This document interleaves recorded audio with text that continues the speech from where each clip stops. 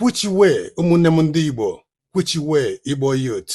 Kemgbe the last 1 year ka m nọ ebe a na-amalụ gị bụ onye Igbo ekpe na-asị gị nwa onye Igbo tete n'ụla na danger dị, nsogbu dị, agwọ nọ n'akịrịka. Ngị bụ onye Igbo kama ị ga-ege m ntị ị na-akpọ m sọọsọ iyi. O nwebeghị mkparị ị na-akparịbela m yet aka m nọkwa ebe a na-agwa gị bụ onye Igbo okwu for ọdịmma gị. Starting from the moment emelụ ike ekwere mmadụ arrest ka m bidoro na-agwa gị sị gị maka organ harvesting. I was almost the first na-agwa gị maka organ harvesting the moment emelụ ike ekwere mmadụ arrest. Nsị gị na fa na-ekidnapụ gị na-egbusi gị na Anambra, Imo steeti and many other parts n'ime ala Igbo. Si gị a na-ekidnapụ gị na-egbu gị na harvest organ gị na-emove to China, America and Europe. Nsị gị nwa onye Igbo egwu dị, tete n'ụla. Kemgbe the last 1 year, I was almost like the first person in this social media na-agba gị maka GMO, poison a na-elesi gị, poison a na-ebutere gị ị na-eri n'ime ala Igbo na nwụsị. I'm proud of myself because I was almost the first na-agba gị maka GMO before others anụzie from me wee bido na-ekwu ya. Ọ bụrụ na nature na-agọzi mmadụ, nature ga-ebuzo gọzi m because m fụrụ gị n'anya na mmalụ ga-ekpe n'oge. Kemgbe the last 1 year ka m na-agwa gị bụ onye Igbo sị gị na ife ị na-afụ today ka bụ mbido na ka chi na-efo ka ọ ga na-adị worst. Nsị gị one Nigeria, Obi enwere ike isave gị weda ma Obi owinụlụ ka ọ na owinụlụ.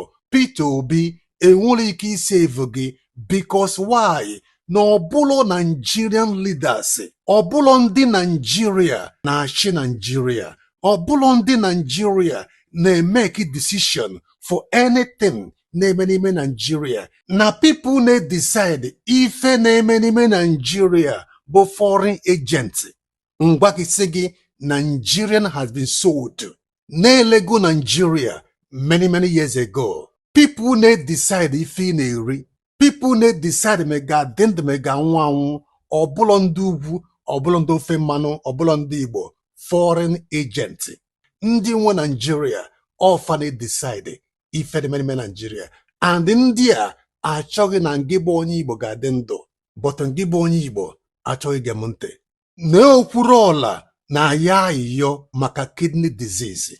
In the last 1 year, ndị Igbo, kidney failure, kidney disease, intestinal disease, liver disease, ulcer egbuo na ndị Igbo more than Fulani herdsmen from 15 years anwụọna maka kidney, liver, intestinal disease more than any kind of ọrịa, more than Fulani herdsmen in the last 1 year. Dangote trailers na-egbu gị in thousand, ndị ugwu na-egbu gị in million. Normal sicknesses and diseases na-egbu gị in million. Poverty na-egbu gị in millions. Kidnappers, armed robbers, organ harvesters na-egbu gị in millions. And finally now, poison as a result of ife ị na-eri, GMO ị na-eri. Every single thing ị na-eri a na-ebutelu gị n'ime ala Igbo fancha bụ poison. Ndị Igbo ị nwere idea na enwebeghị any record of mmadụ ịnwụ as a result of kidney, liver or intestine cancer be ndị ofe mmanụ maọbụ be ndị ugwu. Enwebeghị any record be ndị ugwu or be ndị ofe mmanụ maka ife dị otu a. But every single day n'ime ala Igbo mmadụ 3 na 4 na 5 up to 20 na-anwụ because of kidney, liver, intestine cancer. Ala Igbo bụ the target. Obasanjo and Gowon gwara gị sị gị that na family mistake wee gaa nụ agha Biafra in 1970. Na ọ bụrụ na fama that na ngị bụ onye Igbo fụrụ ego n'anya na fa akara gaba dị agha, na ife ga-eme bụ akpọta mmadụ 2 na 3 enyefe ego unu ga-agbusisi onwe unu, wee na-use your political leaders wee na-egbu gị in millions every single month. Nsị gị onye Igbo tete n'ụla, one Nigeria bụ ọnwụ. Ngị bịa ka anyị chọnwụrụ onwe anyị, ka anyị chọọ nke anyị. Ngị bụ onye Igbo ajụ upon that ị na-anwụ in thousands. Onye Igbo emere ụnụ ife eme. Onye Igbo unu ejikwa anya unu. This course a ọ na nwere ike iji aka gị break ya this course. Within 1 week enwetego m video more than 30 record of ndị kidney liver diseases ji. A ga-ayọ ego for how long?